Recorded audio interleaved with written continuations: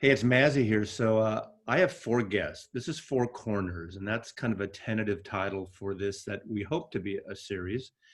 And it started out with Michael, and myself. And the two channels right there are 45 RPM audiophile Michael in Düsseldorf, Germany. His channel is a pretty much all about audiophile pressings, different labels from Music Matters Jazz to Mobile Fidelity to Sam Records and beyond. And he really concentrates on the collectability, the design a little bit, but the pressing and the limitations in terms of how rare they are and how you can get them.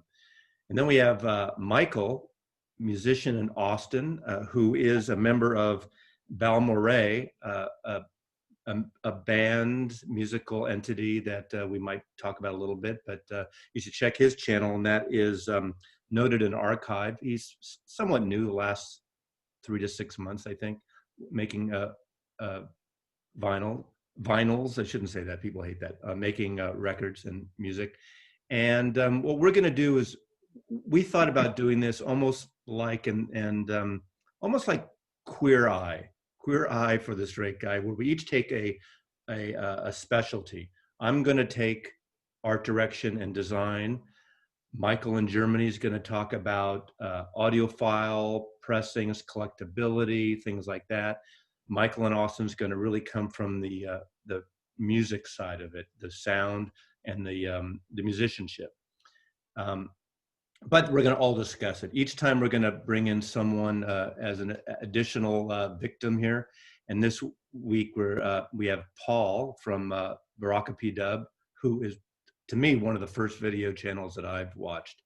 And he'll jump in with the rest of us on everything, on all aspects, whatever he chooses to. So we'll see how this works out, and we're going to do these, and we have no idea of the frequency, but this is sort of an experiment in terror, in a way, of this. So without further ado, welcome everybody. Hello, Mazzy. Hello. There we go. Okay, we're going to start with a record, and we're going to discuss it. And we decided on, we can all hold our copies up of Kenny Burrell's Midnight Blue. And there's a lot of reason for this.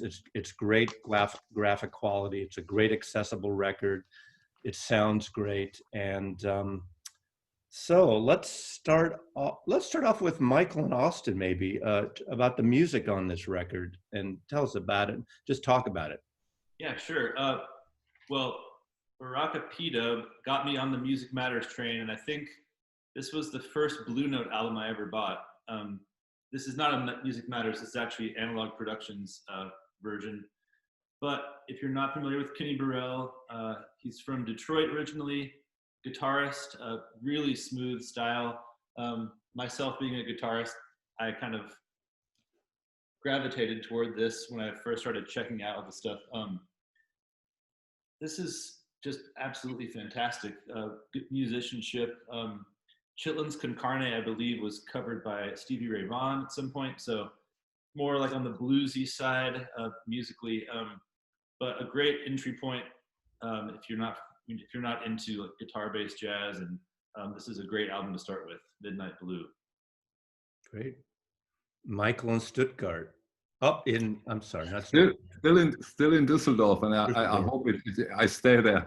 Yeah, absolutely agree. If you go into this record, you're on the safe side, because I haven't heard anybody I showed this record or played this record who said, no, I don't like that kind of music.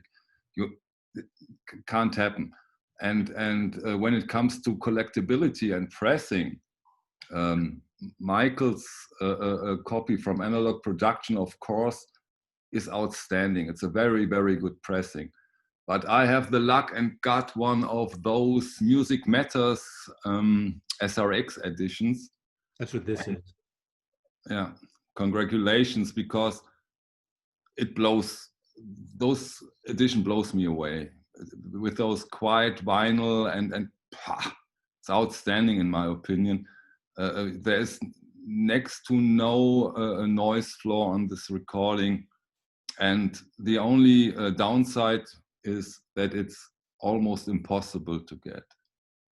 There are so few copies, and they are so high priced now. After such a short time, where they are not out there for long, and we'll see where we will get with those kind of things. People should watch Michael's channel because he talks about availability of these records quite a bit. Do you have a 45 RPM version? Didn't they release it first on 45? No, the SRX Analog Productions had it. So yeah, I'm sorry, Michael, for jumping in, no, but yeah, it was weird. So Music Matters and Analog Productions, they went out for licenses at the same time. So Music Matters started out with a series of licenses, and so did Analog Productions. Now, Analog Productions lost their licensing right, and so Music Matters jumped in, and then they came in with the 33 1/3.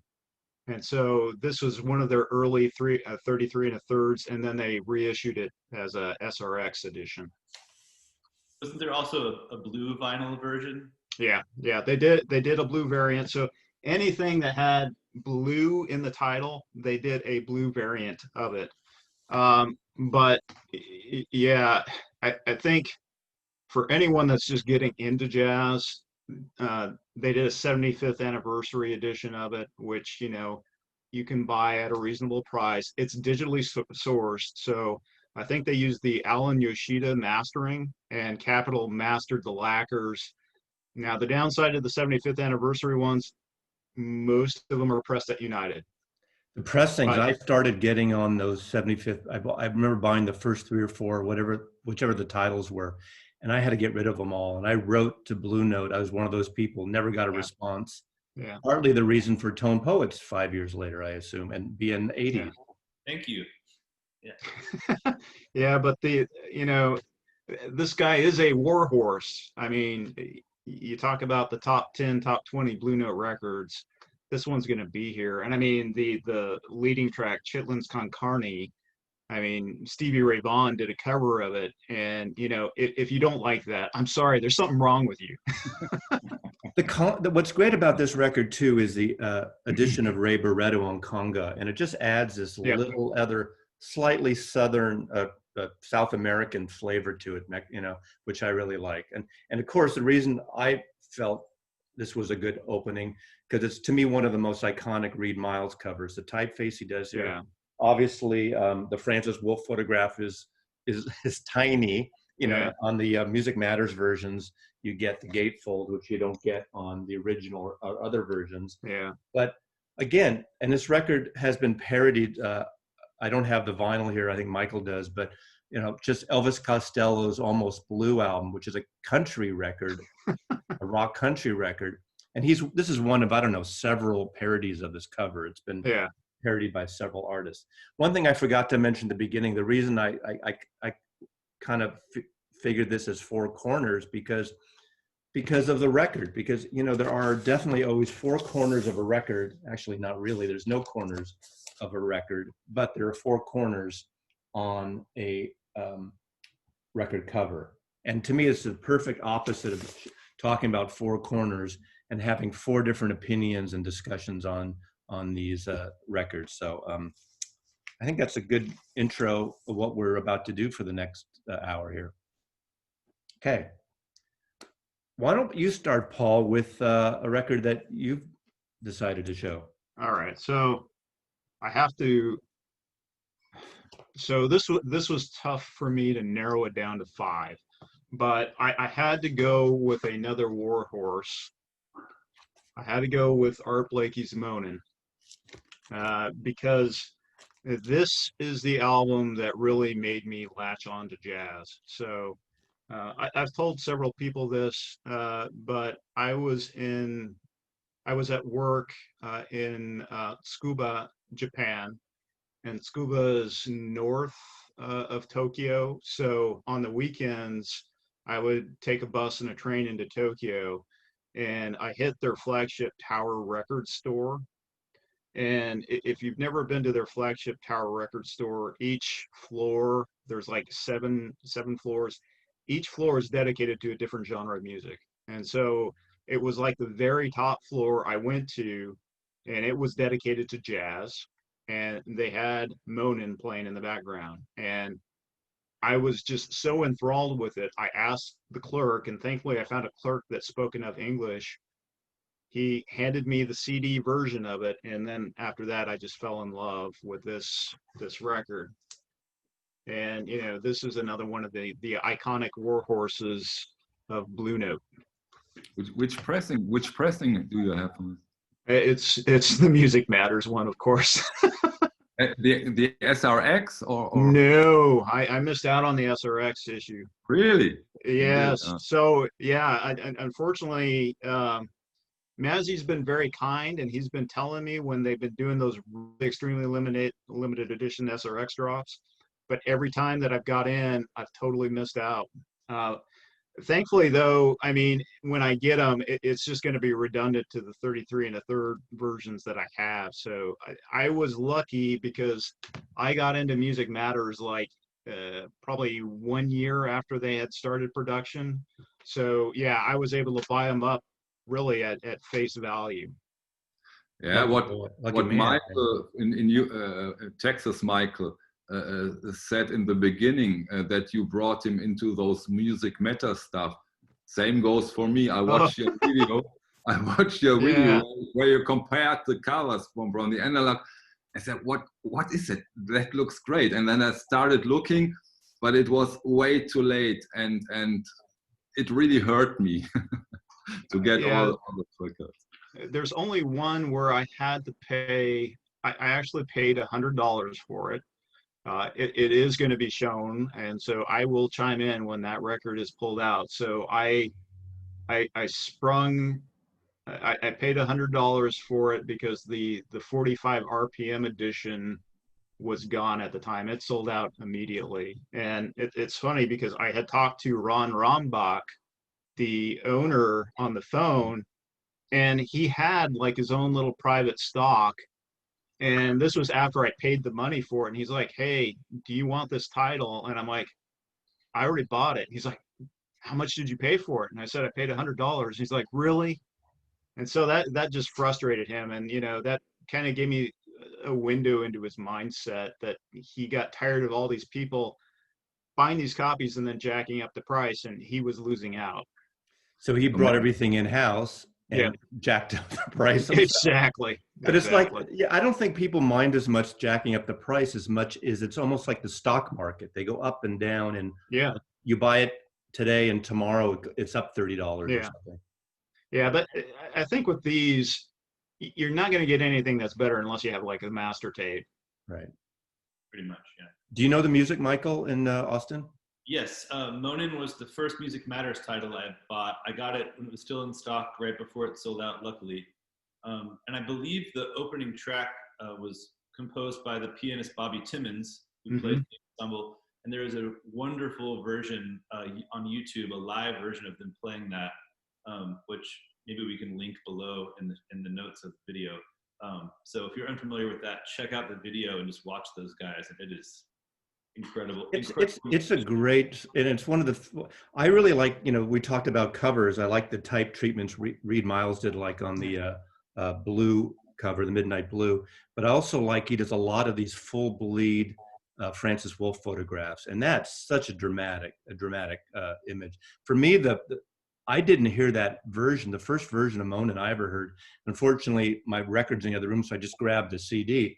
But it's the vocal version by Lambert, Hendricks, and Ross, where John Hendricks would write a lot of lyrics to these type of instrumental jazz. He's the one that wrote Birdland lyrics for the Weather Report song. Wayne Shorter, I guess, wrote that one. But the version they do of that, it was my very first version of Moanin, and it's a friggin' great, something to check out if you like jazz vocals. Have you heard the Ray Charles version? Yes. Yeah. I mean, it's just great having these different alternate versions of that song, but it's one of the more covered songs by a lot of artists, by a lot of jazz artists. Michael in Germany, your take on it? Do you have the SRX or the 45? From Moanin? Yeah. I have the SRX, Yeah. And it's great pressing. Yeah. Yeah, it's one of those ones that sadly I think I have a dozen different pressings of it. I don't need it, but there's a certain album that, yeah, I got like a dozen pressings of it, and that's one of them. It's great. It's great. All right. It has never been out as an analog pressing, huh? Moanin is Music Matters only, not analog productions. No, Analog Productions, they got the rights initially, and so they did a 45 RPM version of it early on. Okay. Classic Records before them did a stereo and a mono version of it. Yeah, there's been several different sub-labels that have issued it. Nice. Okay, Michael in Germany, your pick. My pick? Okay. I keep saying that because we have two Michaels, so they're, The Lavins Trio. And my edition is the this is a stereo edition from the Electric Recording Company version, which are on a very limited stock when they come out. I think this one only has 150 copies, and today their releases, at least from the jazz titles, are gone within 30 minutes, and it's crazy. I talked about that in our other collaborations, and on a collectible standpoint, these are highlights in the best and the worst sense. This edition over at Discogs now goes around 1,600 of your US dollars, if there is one. At the moment, there isn't one. And we see in the next years what will happen to their releases. We will see. Do you have the Ultra Disc 1 step of that one? No, not. He froze up. You scared him, Paul. Oh, no. You froze up there for a moment. You froze okay. up. Do you have it? No, I don't have it. Okay. I don't have it. No. I don't have the one step, no. Great cover photograph, Donald Silverstein. I like how innocent. I mean, he almost looks like he has his fingers almost like he's about to, play the piano on that table. Great live record. It is. One of my favorite records, yeah. Sorry. Music, this is my favorite jazz album of all time.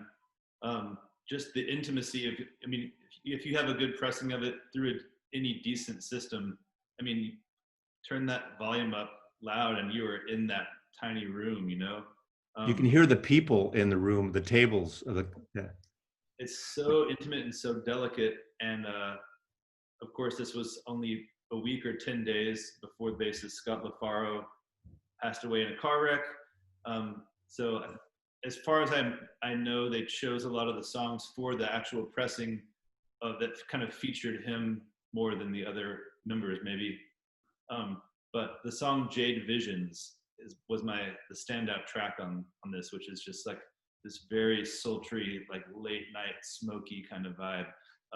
But yeah, that pressing is insane. That's probably one of the most hard to find jazz records you could imagine. Orton Keepnews produced it, and you're right. He picked the set. I think there were 5 sets or 4 or 5 sets, and he really emphasized the bass player. What's a good pressing of that? Because obviously I can't get that, and I see these $20 pressings, which I'm really not. I don't have it on vinyl.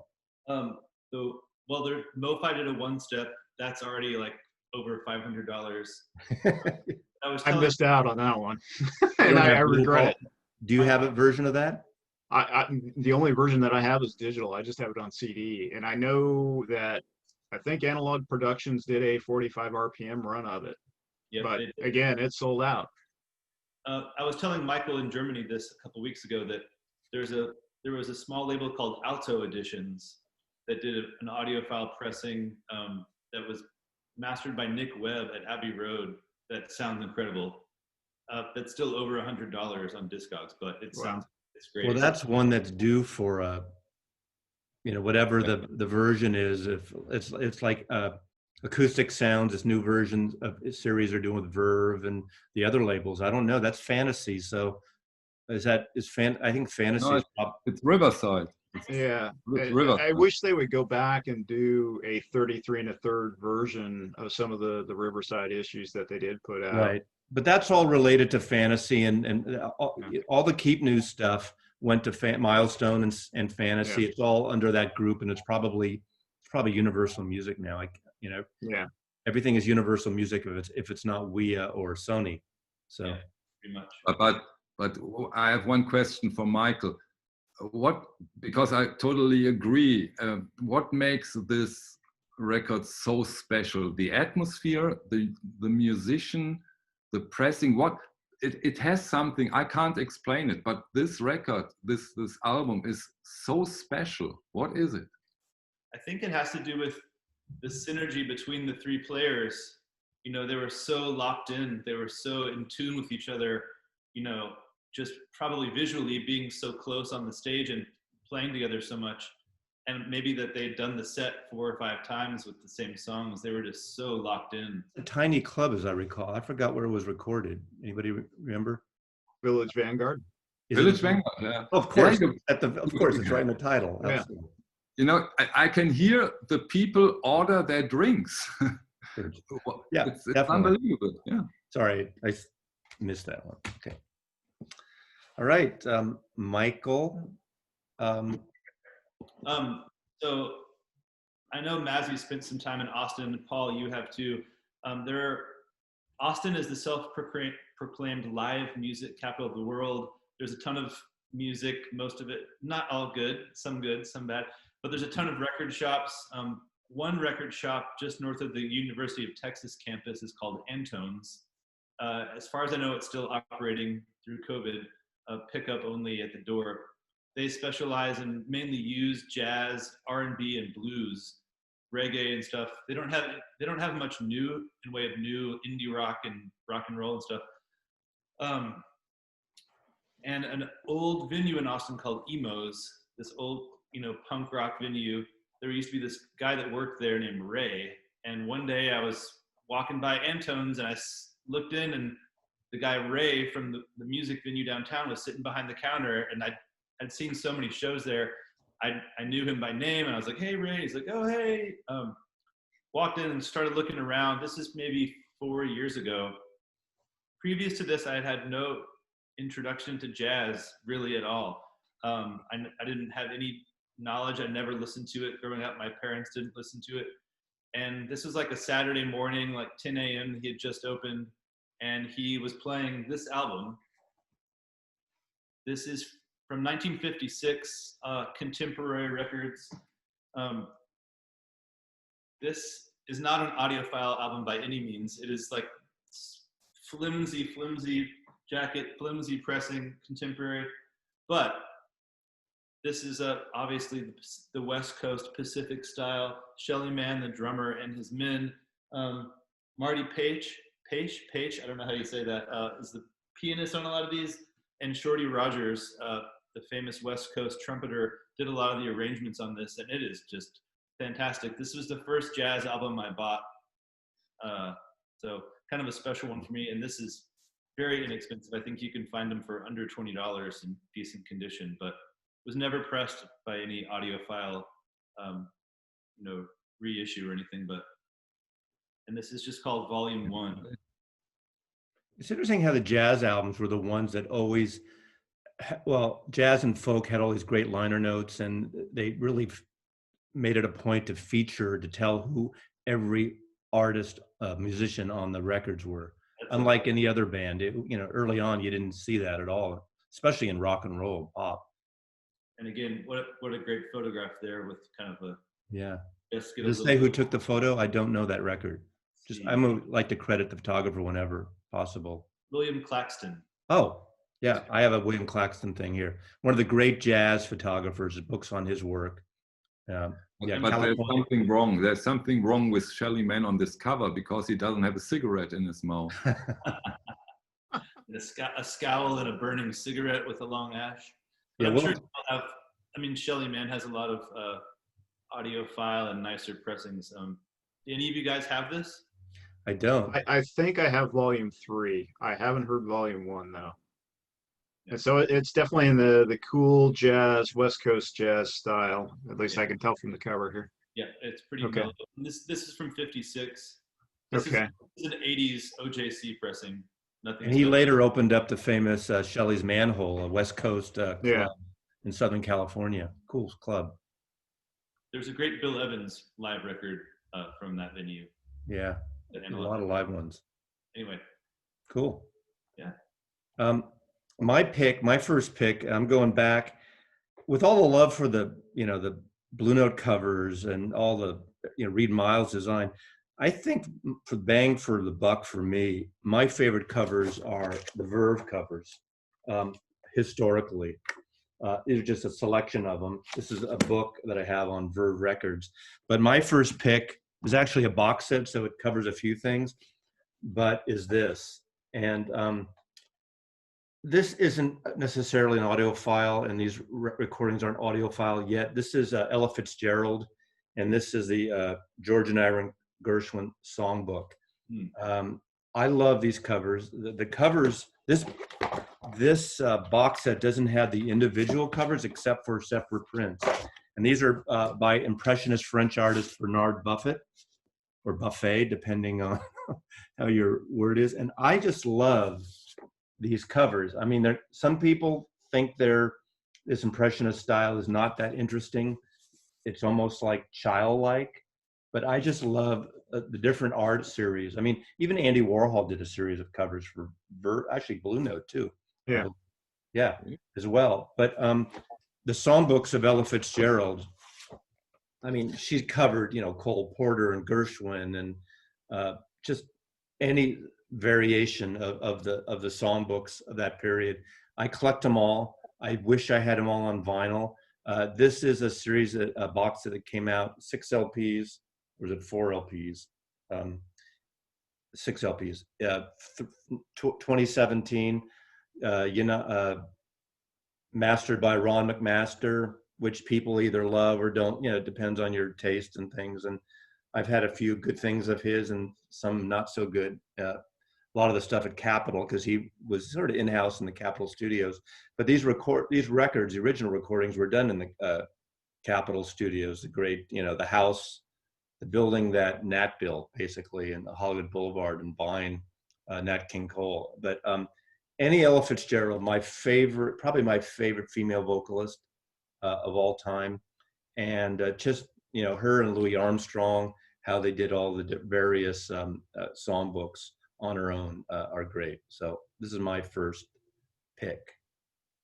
And your favorite Ella is the Mac the Knife live in Berlin. Well, that's my favorite live record. I mean, the live in Berlin, I'm talking about, to me is a great thing. Especially, I remember driving home one night when I was literally 22, 23, and like about 1 a.m, the station K-Jazz, which was one of the premier jazz stations in the States at the time, played.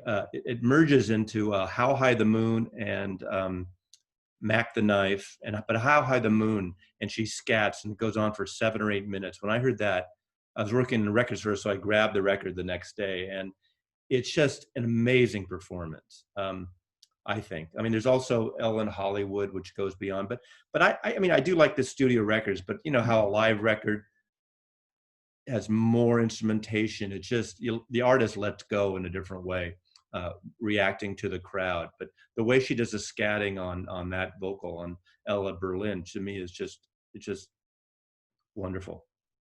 Not much scatting going on in the world these days. Not a lot. Captain Beefheart did maybe, One question for Michael I have. When it comes to Ella Fitzgerald, I heard somewhere, I can't remember where, that what's so special about Ella Fitzgerald is that she can sing one song in 5 different versions, and it's a complete different song in a way.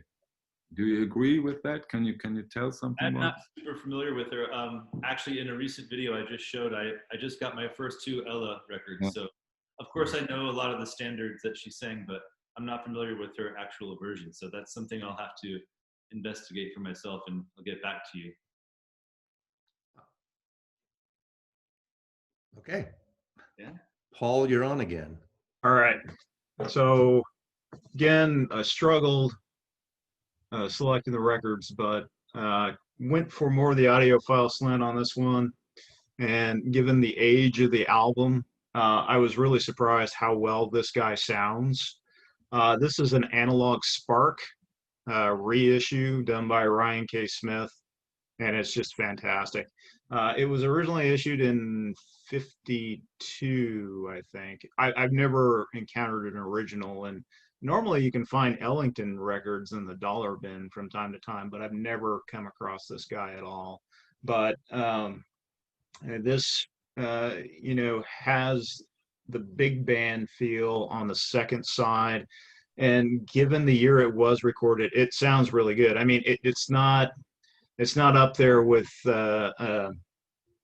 anything that Blue Note did or anything that you had in the Columbia in the late '50s, but it does sound fantastic for its age.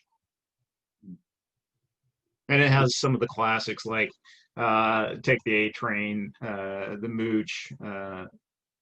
So yeah, if you're looking for classic Ellington and you want a good audiophile issue, definitely go for this one. I mean, stout and cover and everything. I didn't Rusted hear. RTI. Is it the smaller groups or the mid-sized sort of bigger bands? It is probably the mid-sized group. So he has several saxophone players, 4 trumpets. Billy Strayhorn on that? Yep, Billy Strayhorn's playing piano. You got Paul Gonsalves, but they misspelled his name. And they even reproduced it with the misspelling too, which is good. I don't know how well. Have to stay true to the original. Well, people want authenticity. They don't almost want collect. Oh yeah, exactly. And I like that they didn't correct that for the reissue. Right. Well, this is still in print from Analog Spark. That's a good question, because when I get these things when they come out and I never look back. And it's like not until I do a video like this, I'm like, well, I wonder if it's still in print. I mean, Analog Spark, I haven't seen anything from them new recently. Are they still around? I don't even know. I don't know. Yeah. I know they had kind of a hookup with Barnes & Noble, because Barnes & Noble, the bookstore here in the United States, was doing exclusive pressings for the store. Mm-hmm. So, but I don't know. I haven't seen anything new from these guys in a long time, and I think I'm on their email list. You probably have a real treasure in your hand right now. Oh yeah. You don't know it. Yeah, I know. And I'm slowly starting to put my stuff in Discogs, and right now I'm trying to put all my CDs in. I haven't hit all the vinyl, but yeah, occasionally, like when I pull the vinyl out, I'll put it in. So I haven't put these in, so I'll put them in, and then I could be surprised. I'm halfway through my vinyl. I think CD is easier because all the barcodes, but still. Yeah. One thing I do like about these reissues, and I'm one who likes to would rather pay a little more, like in the Tone Poets, for that extra cover. I like the quality covers when possible. Going like what I love about, we talk about Music Matters and Tone Poet, having access to Michael Kaskuna's collection of the Reed Miles or the Francis Wolff stuff, and having the negatives to print from, because a lot of times they'll reproduce these covers, but you see all this 180 and all that stuff from Europe, the gray market stuff, that it looks like you Xerox the cover and you lose something. And that's true with music on vinyl. I kind of have a love-hate relationship with music on vinyl. I know just about everything they put out is digitally sourced, but the cover reproductions are usually not that great. And like the 90s albums, I've seen stuff that's really grainy, and it's like, come on guys, you can do better than that. Yeah. Here in Europe, it's terrible, because due to our copyrights, there are now records out, and the base for the pressing was an MP3. And I'm not kidding. It's terrible. It's terrible. Yeah. All right, Michael, Germany. My turn again? Okay. Mazzy, remember that one? Mondrian. Anything Mondrian related influence. If you don't know who Mondrian artist is. Yeah. I mean, the viewers out in the world, look them up. And was it Pierre Mondrian? Yeah, this edition we talked about in our first collaboration, and it's a series Sam Records did. It's the first edition, and they called the series Artemis Edition. It's a live recording from Donald Byrd in a very small club, and originally it was priced high. They took 100 euros, which is about $120 initially. And when I first showed it on our first collaboration, it was quite fresh. And as I'm here in my role as a collector, nowadays, 2 months later, it goes for 340 euros over at Discogs. Oh, wow. And what's so special about this recording? Of course, they go through much effort when it comes to the pressing, but there is a whole video they did about the reproduction of this cover. And they go through outstanding craftsmanship. And as Mazzy and I know now, it's called silk screening. The name escaped me when we did the video. Hand silk screened. If you've ever done silk screen, you pass each color. It's time consuming. And then when someone says, "Why is a record $100 or $300?" you see the artisan value of that. Now, if you're just for the music, that's great. All the power to you. But I don't have that. I didn't go after that. But I do appreciate the artisan work on that cover. Gorgeous, gorgeous cover. So that record was recorded live on my first birthday, August 23rd, 1955. I did do a little research. I don't know that off the top of my head, but when you showed me that yesterday, you were going to include that. I looked it up, and so I should have grabbed that. My mother should have grabbed a copy of that for my first birthday. Yeah, I've never seen that before. And, we do get some of the Sam stuff here in the United States, and I've been getting my Sam records through Acoustic Sounds, but that one never made it to these shores at all. If you want to go into the Artemis series, you really have to go to the homepage of Sam Records. Okay. It's only 300 copies are available, and of course you have to pre-order this stuff, but just go to the website. I have a feeling that the second one they put out may be the first Sun Ra recording. Oh, wow. Yeah, and I hope they do. Go. If they have any, if they've announced the next one in the series. No, they haven't announced it. It's just a feeling, because this Transition label, this record came out on Transition. They didn't put out much records. And one of those records are the first Sun Ra recording. And so I hope that they stay with this Transition label, and then there might be a chance. And also gorgeous cover, by the way, the Sun Ra record. But I took this one out because I think it's an interesting collectible item, and I was sure that Mazzy doesn't hate this cover. You know me, I love, I did a video a while back, and I want to redo it, but of fine artists doing covers, whether it's modern artists like Robert Rauschenberg or picking up, classic artists like Magritte on the Beckola record or something like that. I think that's really interesting, or New Order cover with the vase of flowers. I just love that.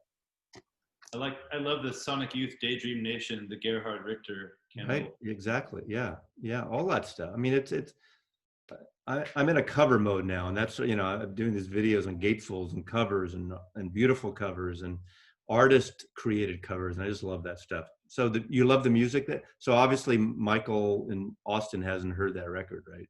I've just listened to it a little bit online that I could find. I think I had to track down some YouTube. Yeah. I've never even seen it on any issue, like Paul was saying.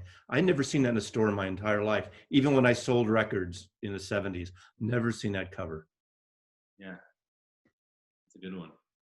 Okay. Rare stuff. Austin? Austin, this one is a special shout out to Mazzy and Hate Street Amoeba Records in San Francisco. I did a trip out there a couple years ago and was looking through the jazz section, trying to find some interesting used stuff. And like a lot of record shops, they put the nicer, kind of more rare titles up on the wall where you can't mess them up, or you can kind of gaze up. Looked up on the wall and I saw this album, which is the Mo-Fi pressing of Jerry Mulligan and Paul Desmond Quartet, Blues in Time. This is a numbered edition, and they had this up on the wall. I'd never heard of this album before, but gorgeous gatefold. Of course, Jerry Mulligan and Paul Desmond, both again West Coasters. Paul Desmond known for his work with Dave Brubeck and also a lot of solo work. He actually wrote the melody for Take 5, and then Mulligan, of course, the famous Barry sax player. This is really, really nice. Kind of upbeat, but not. It's kind of has a little bit of a mellow groove to it throughout. But this is one I'd never really seen before and didn't even know existed. Is it an Anadisc?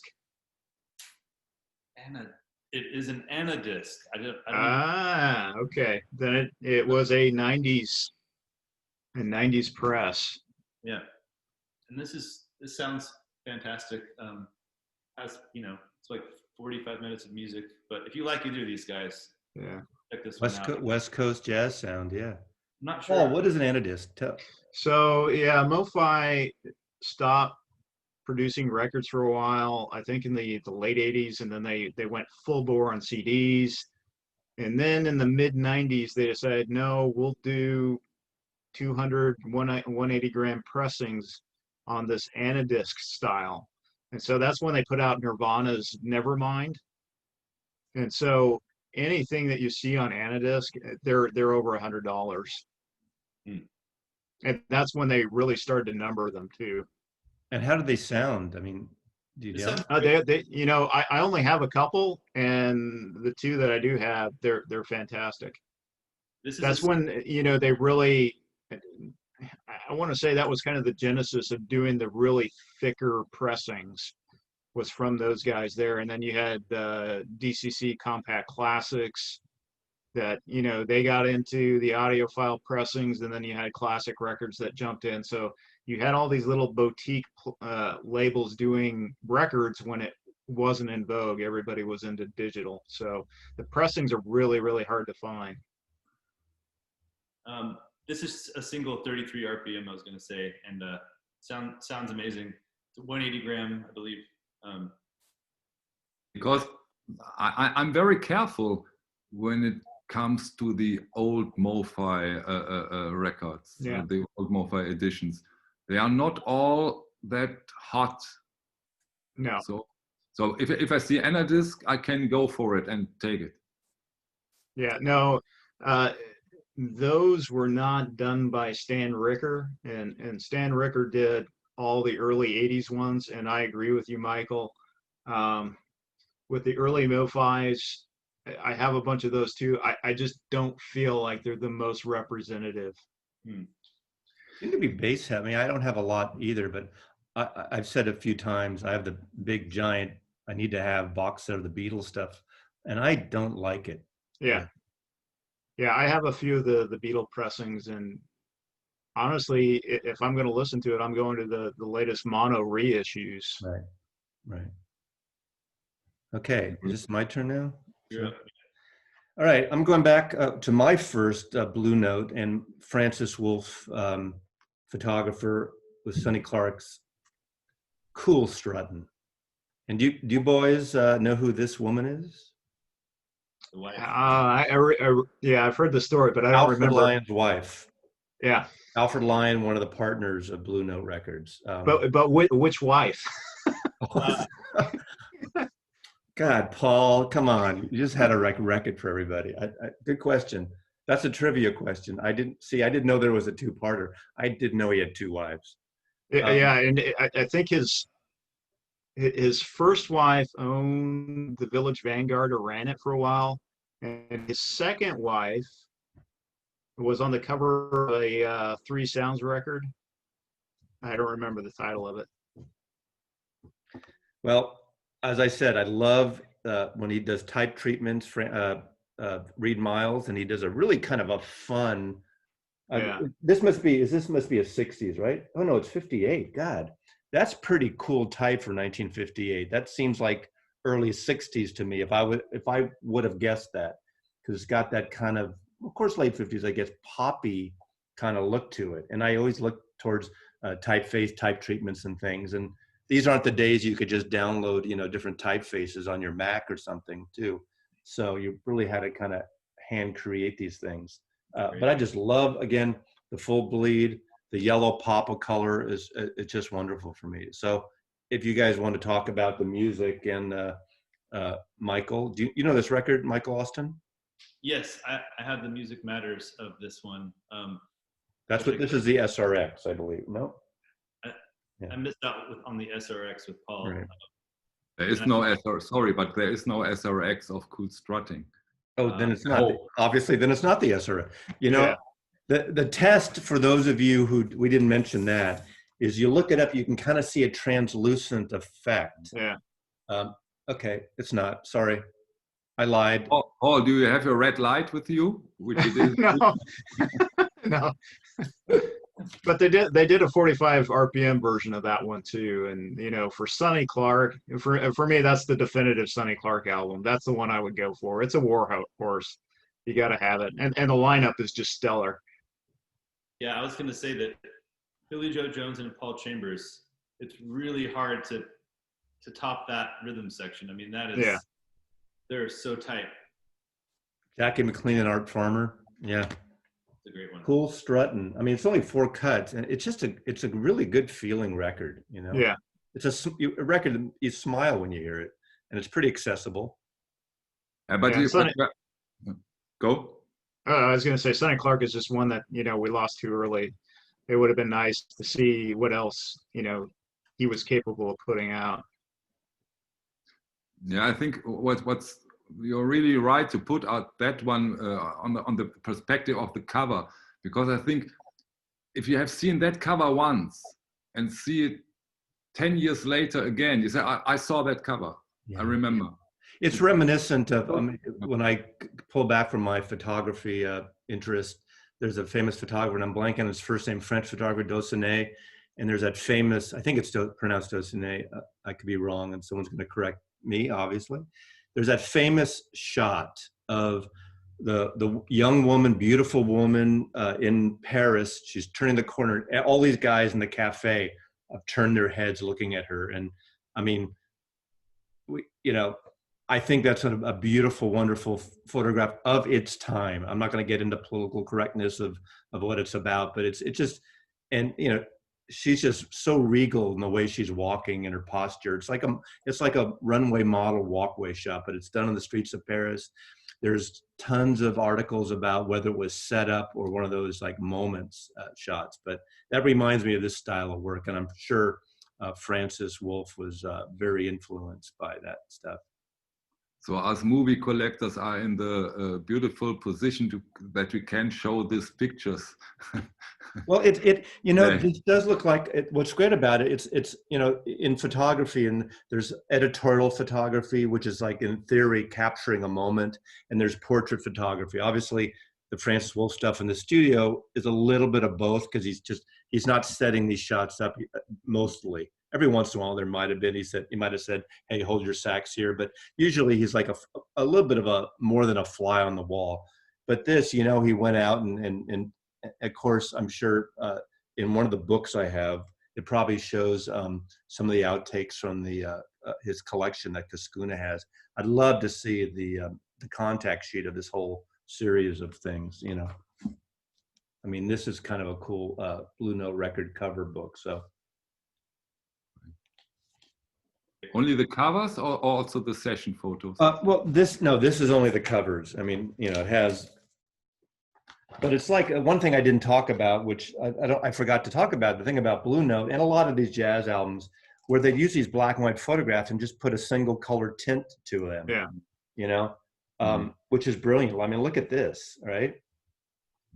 And sometimes there'd be volumes of records, and there'll be volume 1 to be the same photograph, tint 1, then tint 2, tint 3, tint 4 or something.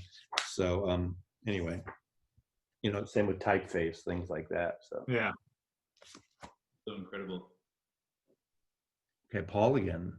All right. So I had to find a good saxophonist, but I didn't want to use John Coltrane. Yeah. What? Who? So yeah, John Coltrane is usually the go-to, but I had to go with Coleman Hawkins, The Hawk Flies High. And so this is a MoFi version, and I honestly wish MoFi would do a little more jazz. So this came out, I want to say 2006, 2007. And then they just kind of stopped doing jazz, and then they did all of Miles's Columbia catalog. But the thing that I found funny about this one, so the limited edition, so this was supposed to be a limited edition of 2,000 copies, and look at what I got. 2009. You got the sequel, Paul. Yeah, exactly. It's like, really? So I just laughed when I managed to pick it up, but I have a strong passion for Coleman Hawkins. Yep. And I like his stuff that he was doing in the 30s and the 40s. And then he kind of had a little bit of a revival in the late 50s and the 60s. And for me, this album on Riverside, this is a must-own album for me. And I mean, the title, or not the title track, but the opening track, Chant, is just fantastic. If that doesn't hook you in, then I'm sorry, you're a lost cause. Great.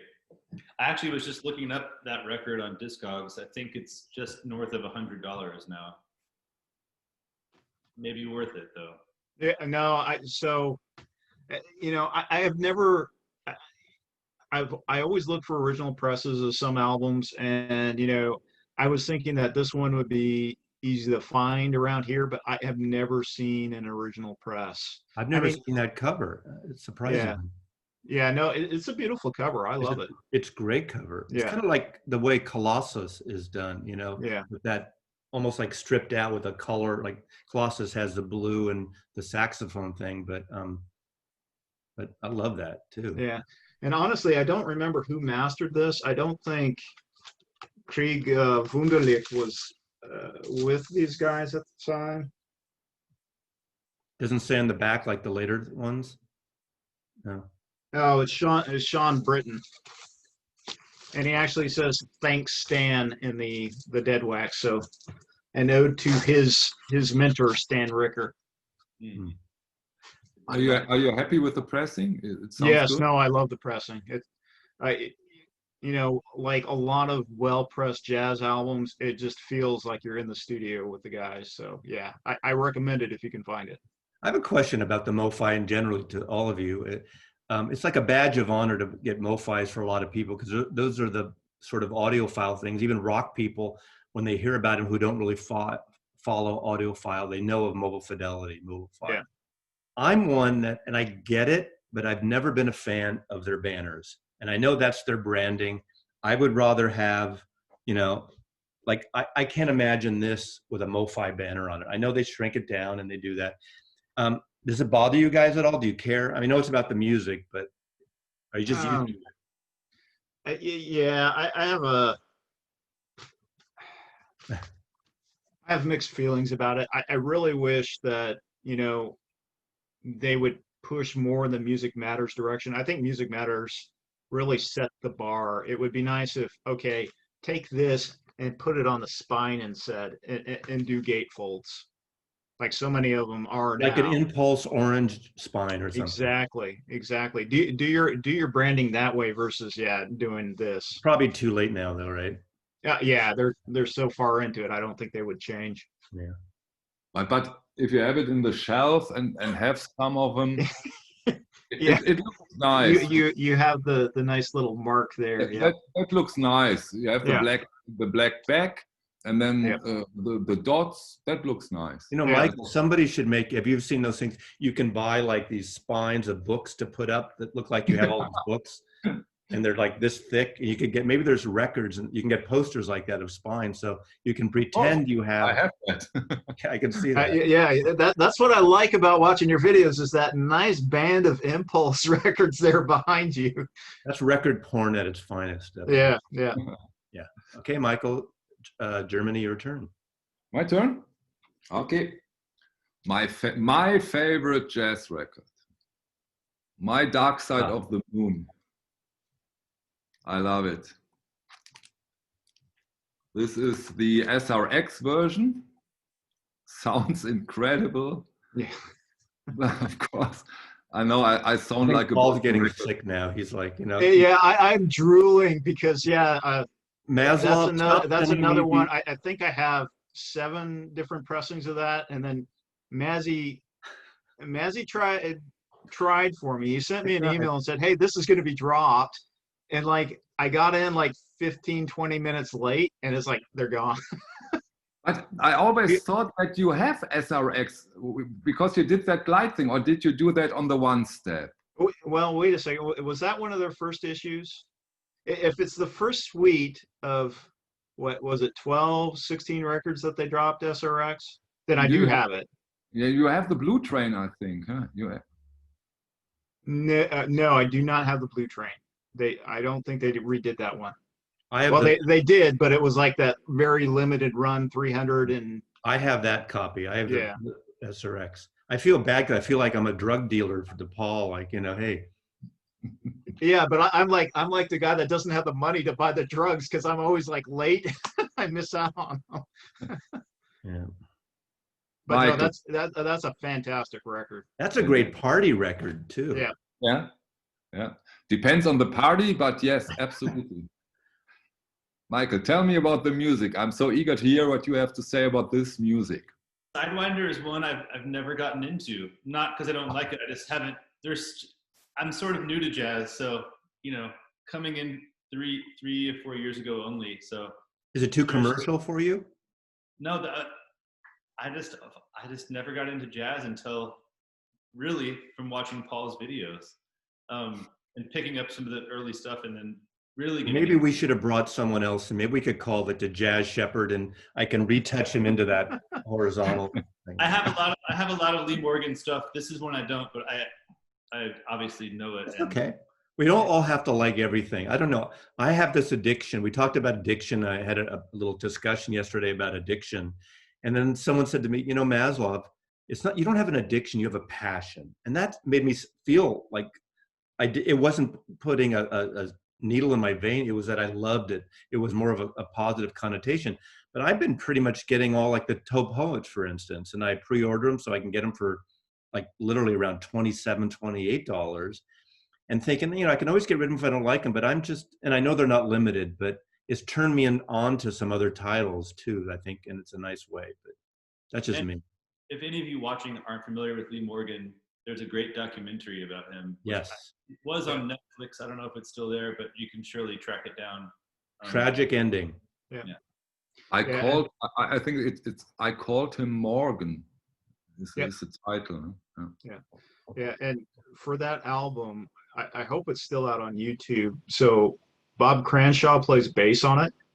And there is a wonderful, I think it's a 10-minute video where Bob Cranshaw talks about recording that track, Sidewinder. And one of the key elements to that track is his bass line that kind of leads the rest of the musicians into it. And so if I can find the link, I'll forward it to you, Mazzy, because it's worth watching. Okay. Yeah, when he talks about that, it was so striking. He talks about it, and it sounds so easy that he only needs to do dum dum, and everybody knows what to do, and go. Yep. Okay, Michael Austin. Michael Austin sounds like a superhero, or Steve Austin. So my first instrument as a player was guitar. I showed Kenny Burrell earlier. That was one of the first ones I got. But my favorite jazz guitarist, Grant Green. This is Matador. This is The Music Matters. He played so many single notes. He didn't play a ton of chords. So his his guitar playing really kind of speaks in a way that's kind of different than like Wes Montgomery or, you know, Kenny Burrell even, Jim Hall, those kind of guys. But Matador, the original cover, I believe, maybe Mazzy, you know, was kind of gray. It had this kind of script type on it. And I don't know if there was another pressing that had this exact. Am I confusing? That was a late drop. It Yeah. was not issued in the 60s initially. It was given a number, but not issued, right? Yeah. It came out in the 80s, and I want to say the Japanese put it out first. So it's not an original Reed Miles. It's like influenced by, again, they put the screen color on, and you know, it did a great job, but it's not a Reed Miles. Yeah, and that is the one I spent $100 on for the 45 RPM edition. So when it was dropped, because it never had a good issue outside of Japan, it sold out immediately. And so, yeah, that's the one I spent $100 on. And lo and behold, when the 33 1/3 came out, it came out on the 33 1/3. And this one also has Cranshaw on bass, who you just mentioned, McCoy Tyner on piano, and Elvin Jones on drums, but just really great. This has a version of My Favorite Things. Yeah. Only 4 tracks, so kind of longer pieces, but a really great Grant Green album and beautiful cover. Yeah, you talked a little bit about Japanese editions or Japanese remasters. I think this is stuff for a whole video session. What that means, what that listening habits of the Asian markets mean for our remasters. Yeah. And this is quite a topic, and their listening habits influenced our markets extremely, because also for Music Matters or Mobile Fidelity or analog productions, this market is so important that they really, it's a long topic. Yeah, and since we're on the topic, do you have any of these? Never seen that. Yeah, so it's strange because the Japanese, they really started to pick up on the Music Matters themselves and how good they were being done by Kevin Gray. So they came to the United States. They got Kevin Gray to master some of the Blue Note catalog for them. And they had everything pressed at QRP, and then it was shipped to Japan and issued only in Japan. So this is a Kevin Gray Japanese edition. And these are worth picking up if you can find them. Who put those out?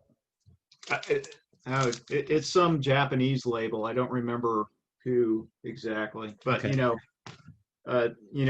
did the deep groove, the micro groove ring here. So they went to an incredible level of detail.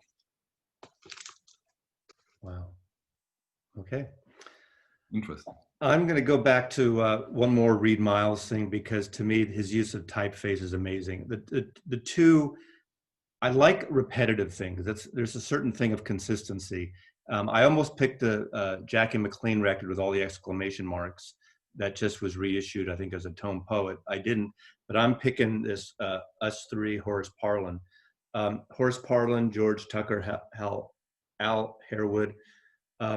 I just love this. And you know, to some people, they would think this is a goddamn mess of type and cropped and everything. But to me, it's like design brilliance and typography brilliance.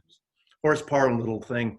I was involved in some of those Tone Poet 4000 series, and I think I did 2 or 3 Parlan, so I was up to my neck in Parlan. He didn't have the use of 2 of his 2 little fingers, so his piano playing is really interesting if you get into him. But I'm going to show this at the same time. I want to just show this only because in the mid 90s, I mean, obviously you can see sort of the influence here, but in the mid 90s, before I jumped back, that's when I started getting rid of 1/3 of my records for the better format of compact discs, of course.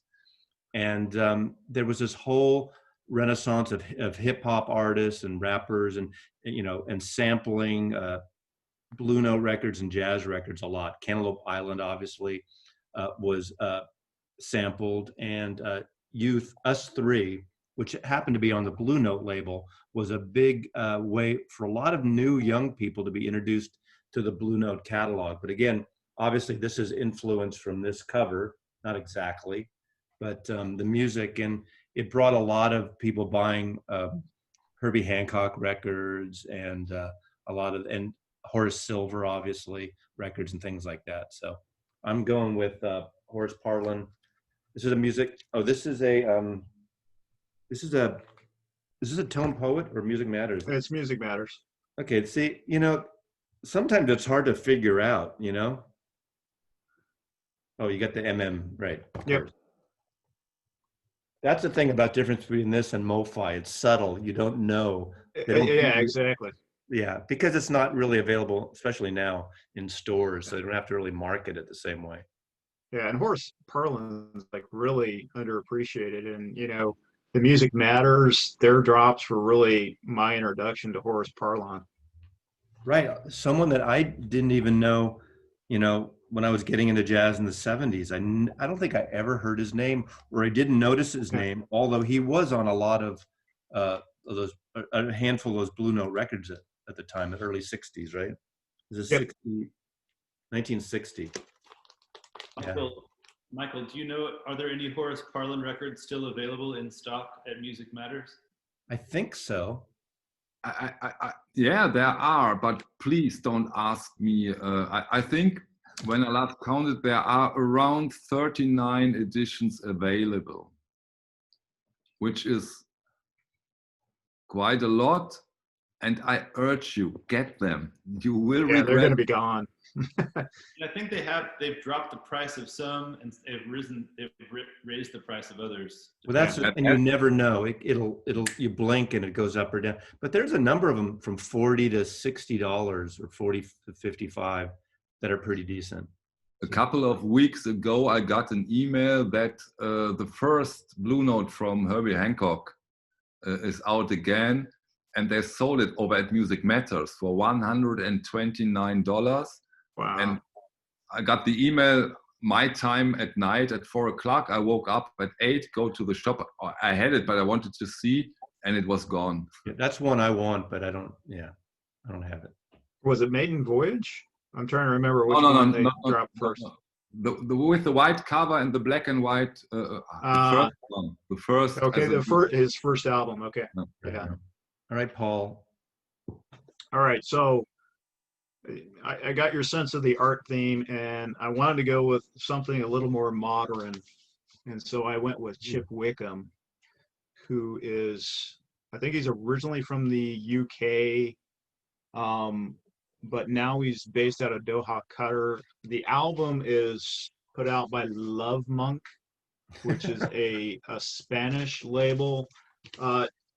Chip Wickham, he's a multi-instrumentalist, so he plays sax, flute, and alto flute on this album. And I'm going to confess that I am not the biggest flute type of guy. I can't get into flute music, but for whatever reason, I really like what he does with the flute. And, you know, this is definitely in the vein of a Blue Note record. So you can feel Blue Note's influence in him. So if you're looking for a nice Blue Note type sound, it is definitely in the hard bop, post bop vein. So I highly recommend this. He just dropped a new one this year, which the title escapes me, but that one is also really good. I don't know that at all. I love that cover. My next and you know, so you know, they're definitely, you know, Blue Note has its influence even in today. Right. My next choice, which we'll get to last, but is very much graphically in that vein, but a different thing because I wanted to get out. Yeah. I think this is our last round. I hope everyone. So if you got more, hide them away. So, where did you say Wickham was from? I missed that. So I think he's originally from the UK, but he's now residing in Doha. I've been getting into, you talk about flute music, you're not a fan. The one that I tell you I've been playing all the time that our friend in Germany turned me on to is a Bobby Gaspar record, who's plays sax and flute, but the flute he plays on that live in Paris in the late 50s. Gorgeous record. Yeah. Beautiful record. I didn't show it. Records. Black and white cover. Nice. No. Yeah, I think you got turned off by that Herbie Mann record with his shirt off. that kind of like, you know, it's like everybody recognizes Bobby Humphrey, and I've tried her albums, but I can't get into them. Larry Steig is another one that put some stuff out in Blue Note in the 70s. You know, Hubert Laws. Yeah. I mean, a lot of schmaltzy because it was on CTI, so it's got that CTI Creed Taylor production of the 70s. Yeah. But sometimes it takes me a little bit of time. Like, you know, I got to come into music on my own terms, and I can't have it forced. But yeah, there are some things like metal for the longest time. I couldn't gravitate to metal, and then something clicked, and then jazz. Maybe one of these mix masters will do a thing of flute dance music for you with a little Italian. Yeah, exactly. All right, Austin. No. Oh. No. Michael. Where are we now? Sorry. One last choice from Germany. Yeah. Sorry. Okay. I take this one. Oh. I can't find that record. You won't. I know. I took that for several reasons. As a collector, I think this is the hardest to get. Music Matters. It's so hard to get, and I got mine from Singapore, and wow. And it's an outstanding, beautiful record. I love the cover. I'm really eager to hear what you have to say about this cover, and also the combination of instruments is I love it. I really. It is a fantastic album. Yeah. I've never heard it, and I keep wanting to get like a CD even or just something, and I think it's you can get a 75 one. I just keep thinking I want to wait. If you can, you can still get the CD. I want to say the Rudy Van Gelder remaster of it. Right. It's worth it for the music alone. It's fantastic. I should get it. I mean, the cover is so simple. When you look at it, all it is, it's that perfect shade of purple, magenta. You know, it's not, you don't know what. Beautiful woman on the cover, simple. It's not like a overly designed. It's a simple cover, but it pops. You know, colors. If you ever get into color and psychology and how mood thing, that just sucks you in. That mood of that color. At least most people I know. It's just oh god, it's sexy too. Yeah. And it's honestly my go-to vibraphone record because, you know, Bobby was just a master on the vibraphone. He lived in the Bay Area for a long time. I saw him maybe 3-4 times in the 70s. You could see him for $4, you know, $5 at Keystone Corner or something. And he was just great. Great.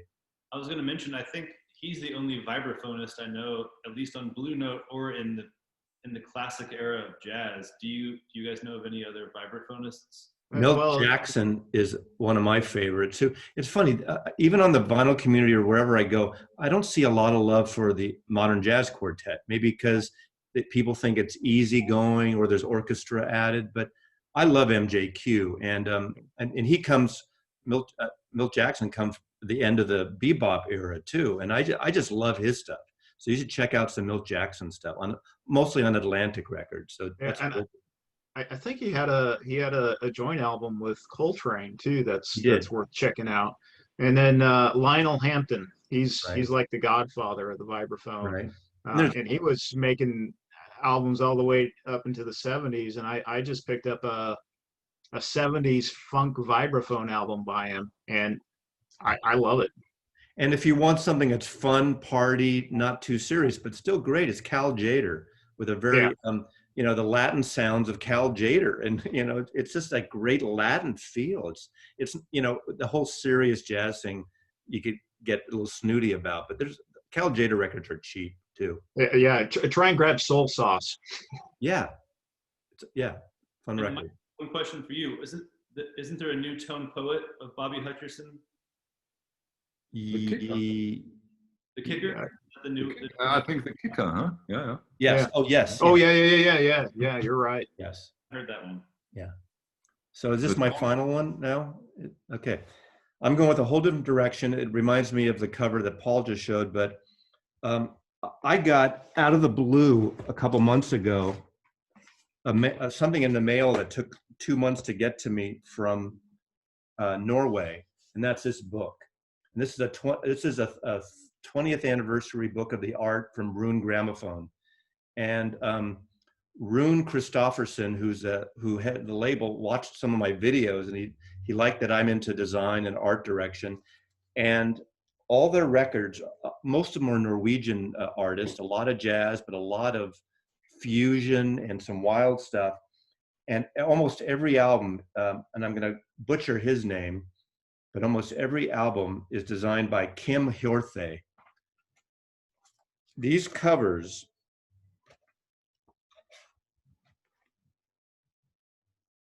are amazing. I mean, some are very graphic.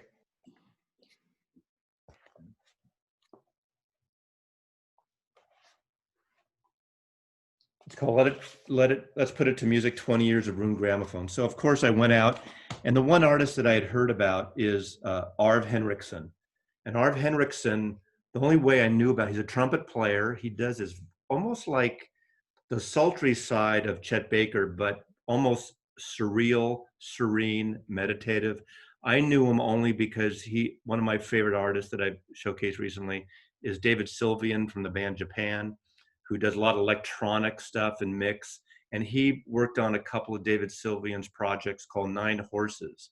And I didn't even realize that at the time. And I saw this is a box set that came out. It's electronic. I think Paul would like this. All of you probably would. Electronic, jazz, moody, some tape loops and things. And look at the design of these covers. I mean, just for the covers alone, I think are really beautiful. But I bought like 4 records from Rune Grammofon. The only place I could find them, there's a distributor, an East Coast record store that maybe I'll put a link to. I forgot what they're called. Occasionally I see them around, but this also comes with 2 CDs that cover the whole record, so you get digital versions as well. And I can't remember if this is a kind of overview of his work. I hate to say it, didn't read all the liner notes, but it's called Artifacts and Rituals, The Timeless Nowhere. The Timeless Nowhere is the main name of this collection. I think it was around $70 or so, give or take 75. Again, from Norway. Most of their artists are Norwegian. But they're a little avant-garde too, but this is very accessible, great Sunday morning record, late night record. And I just think an amazing cover. I would buy all their records for the covers, which is a dangerous thing. When did that come out? This came out last year, 2019. Okay, all right. Yeah, I've seen it before, but yeah, I'd like to hear the music. It's still available. Again, I could send you the link to the place that has it. You can probably find it other places, but I think they're the one record store and online venue that has their stuff in the country. But it was great because he sent me a great note and that book and a single and a couple things and talked about his label and I thought it was a really generous thing to do. Of course, that's him promoting his label, but why not, right? Yeah. How many of us have bought records because of people in the vinyl community showcasing them? Too many times. I'm guilty of it. It's going to happen right now. Yeah. I mean, from each other, definitely. Absolutely. That comp with the spaceman on the cover, that funk record because Paul showed it. Anything to do with science fiction. Ape Supersonic. Oh, there we go. Yeah. Okay, that's it. So any last thoughts? I have one question for the Rune Grammofon, because you talked several times about them, and I think they are very strong also on the avant-garde electronic side, Michael, yes. Aren't they? Yes. I believe so. And I was going to mention just yesterday, Arve Henriksen released a collaboration album. I don't know if it's physical, but at least digitally. It's called Unexpected Isolation. And it's all music that he made with, I think, a guitarist named David Kollar, Kollar. That's all like improvised songs and all the titles have to do with COVID and isolation and quarantine, and it's pretty interesting. It's not like super approachable. A few songs are, but as a concept, it's really interesting. So check he's that in out. I think he's in his early 50s. So I consider that young compared to me, but he is really interesting and does a lot of interesting fusion things. But I think his stuff is accessible, but it's not toe tapping music by any stretch. If you were not familiar with Rune Grammofon, like Michael was saying, they do a lot of avant jazz, but they also have kind of minimal electronic based, experimental music as well. Yeah, I was not familiar. Once I saw it, I remember seeing a couple of their records in stores locally here in Seattle, and I was attracted to the cover, but I just didn't pick them up because you could go crazy doing that, and I'm sure we've all done that occasionally. But I love either the very psychedelic feel to their covers or the very graphic. I mean, it's just, look at this. I mean, yeah, I would hang these up, All right. Well, this is our first four corners, and thank you, Paul, for jumping in here. I hope you land spaceships gracefully. Sometimes. I was thinking that some independent filmmakers should have, if they wanted to do a Mars movie, the last few days in California would be the days to do it. Oh yeah, no kidding. Which is a sad statement Yeah. of theirs, but I have a lot of friends there. It's sad, but I'll put links to everybody's channel below. Thank you, Michael, and Paul, and we'll see you. Pleasure and an honor. And thank you for the invite. Thank you. Take care. Bye.